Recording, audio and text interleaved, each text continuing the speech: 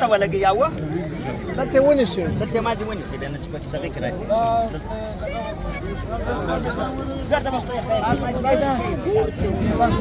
داسې ونیسئ ثم خشمات مرات دا ونیسئ خشمات مرات شلاق سپورټس دا رحمت الله کاکړ سره ملک رمضان حاجي رمضان کاکا صحیح لشات څه لشات دا د ګونه را يكون مراوس ماته ونیسئ ماته ونیسئ دلته په دې کونج ودرېږئ دې ګم پکې راشي تلك شاشة تلك شاشة سيبا ما المناجي بس شروع ده السلام علیکم قدرمنو دا خبره کېدله چې جماعت ترقی یا نور میډیا والا د افغان مهاجرین چې دي د دوی په ستونزو خبره نه کوي یا د خوراک دپاره دوی خلکو ته نوی بندوبست نه کوي نه باز محمد کاکړ صاحب سوري باز محمد بړیڅ صاحب او ورسره حاجي رمضان کاکړ صاحب رحیم باطنی صاحب دا خلکو او نورو خلکو دا د شپږ دیګې راوړي دي اللي كانوا ليس ده المقصد شپږ دیګه خوراک راوړی وریځه راوړي دي کچلاک سپورټس الاینس منجانب باز ماینا وشو اکیډمیک کچلاک صحیح دی نو د دغه خلکو کور ودان بل دا دی چې په دنیا کې غټ تړون چې دی هغه انسانیت دی آدم علیه السلام انسان و د انسان په بڼه الله جوړ کړي جنت ته ولېږئ 300 کاله بعد بیا هوا نه پیدا شوه بیا دوی دوله جنت ته مځکې ته رالو بیا دغه ټول مخلوق ځینې پیدا شو په موږ کې په انسانیت کې درال نسته سرحد نسته درال نسته رنګ و نسل نسته موږ د یوه آدم د یوه هوا بچیان اولادونه یو که بلوڅ دی که انګریز دی که هر څوک دی زموږ غټ تړون چې د انسانیت دی که څوک انسان و ښه مسلمان دی ښه وطن پرسته دی ښه انسان دی او ښه پښتون دی دغه به یې موږ باید انسانیت له لاسه ورنکړو انسانیت تر ټولو غټ مذهب دی غټه لاره ده نو نن زه د باز محمد بړیچ صاحب د حاجي رمضان کاکړ صاحب ورسره د باطني صاحب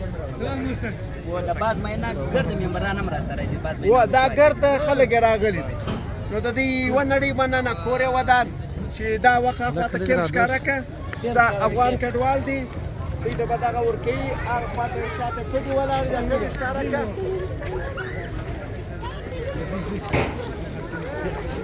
تاسو ویل غواړئ راکړه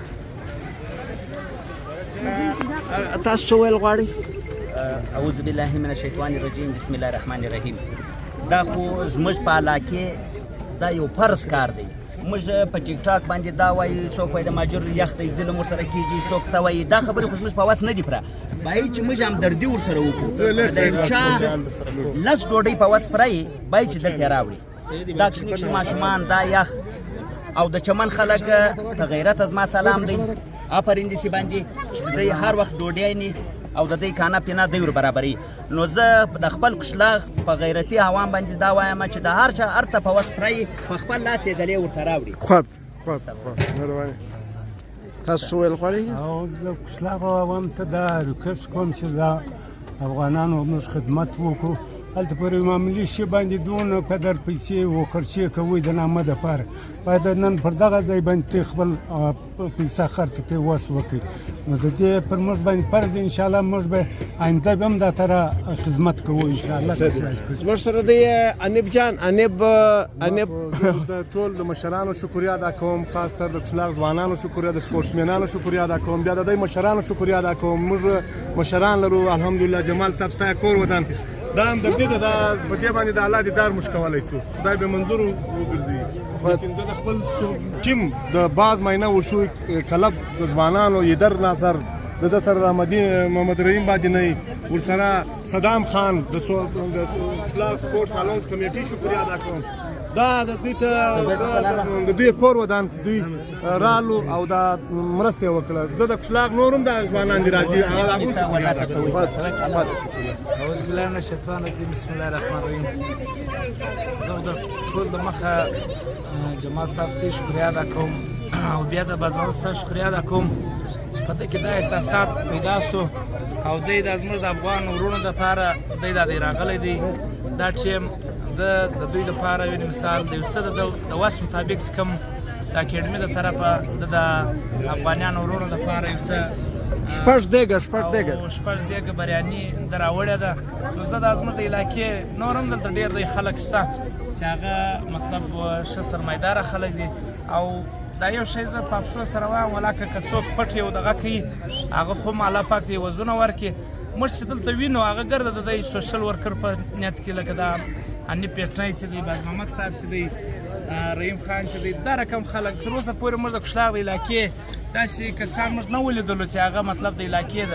ملکۍ دعوا کوي یا د خانۍ دعوا کوي یا بل یو دغه کوي چې هغه دلته یو دیګ راوړي. دا څه ځوانان زه وینم هغه ګرده خپل په خپله کې په یو چنده سره جمع کړي بیا دلته اشتم راوړي. دا د ټولو حق دی چې هغه خپل حق په دې کې ادا کړي او د افغانانو وروڼو دپاره نور دوی هېڅ نه غواړي. دا ورځ پر موږ هم راتللی شي. دا که چیرې نن موږ د دوی ته سره مرسته نه وکړو دا